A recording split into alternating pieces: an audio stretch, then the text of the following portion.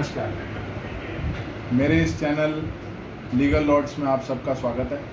आज हम एक विषय जो अमूमन सब लोगों के उसमें रहता है डिस्कशन में, उस पर चर्चा करेंगे। विषय आज का है कि कोई भी मुकदमा होता है आपके जीवन में या कोई भी कानूनी परामर्श आपको चाहिए होता है तो आपको किसी वकील का, किसी सॉलिसिटर का चुनाव अपनी समस्या सुलझाने के लिए कैसे करना चाहिए। आपको क्या वो चीज़ें देखनी है, एक आप सही वकील से आपको सही गाइडेंस मिले। सबसे पहली चीज़, जिस तरह का आपके सामने कानूनी समस्या उत्पन्न हुई है उसका निस्तारण किस तरह की कोर्ट में उसका ट्रायल होता है, आपको सबसे पहले उस कोर्ट में जाना है। कोर्ट में आप कई वकीलों को देखेंगे, अपने अपने मुकदमे में वो पैरवी करेंगे और कुछ वकील आपको ऐसे भी दिखेंगे जो बहुत ज़्यादा वहाँ पर अपीयर होते हैं कोर्ट के सामने, जिनके मुकदमे काफ़ी ज़्यादा लगते हैं। तो सबसे पहले तो आपको ये देखना है कि आप जिस वकील को, कोई आपके नेबरहुड में है या कोई आपके नोन में है, तो वो एडवोकेट जिनका रेफरेंस आपके पास आ रहा है, वो एडवोकेट उस कोर्ट में उस तरह के मैटर्स में कितना अपीयर हो रहे हैं। क्या आपके वकील कोर्ट में रेगुलर अपीयर होते हैं? ये सबसे पहली चीज़ है जो आपको देखनी है। उसके बाद आप जो भी वकील देखते हैं, आप उनका कार्ड ले सकते हैं, आप उनके ऑफिस विज़िट कीजिए शाम में, क्योंकि कोर्ट के टाइम सुबह से लेकर दोपहर तक, शाम तक एडवोकेट अपने मुकदमे रोज के जो होते हैं उनमें रहते हैं व्यस्त।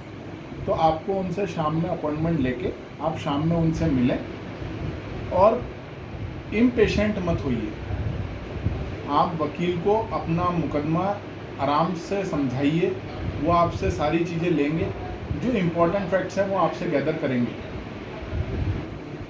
आप उनसे ये भी समझ सकते हैं कि इस मुकदमे के निस्तारण में कितना समय लगेगा, अमूमन कितना समय लगता है। आप ये क्वेरी कर सकते हैं कि उस मुकदमे को पैरवी के लिए कितना खर्चा आएगा। आप ये भी समझ सकते हैं उनसे कि मुकदमा और जल्दी सुनवाई करने के लिए और क्या खर्चा आ सकता है या क्या प्रोसेस उनको अपनाना है।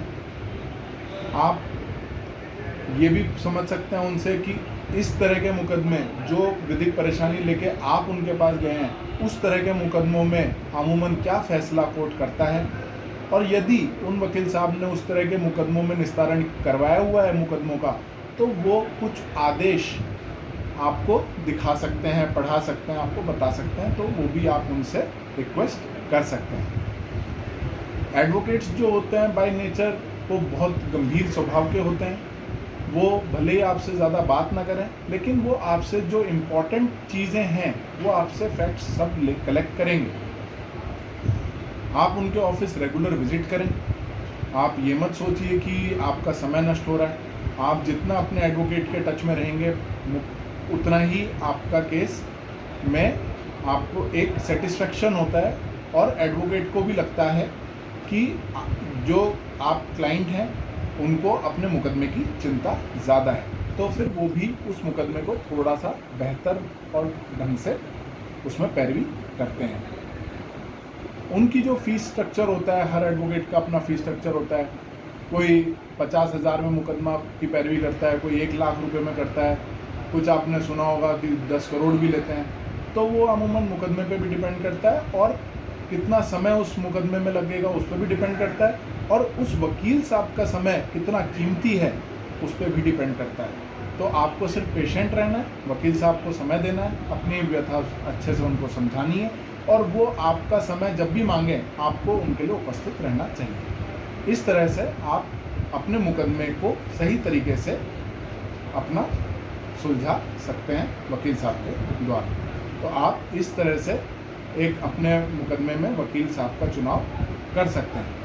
अगर आपको और भी कोई जानकारी इस बारे में प्राप्त करनी हो तो आप कमेंट सेक्शन में लिख सकते हैं, या इस वीडियो को आप शेयर करें, लाइक करें और बने रहिए।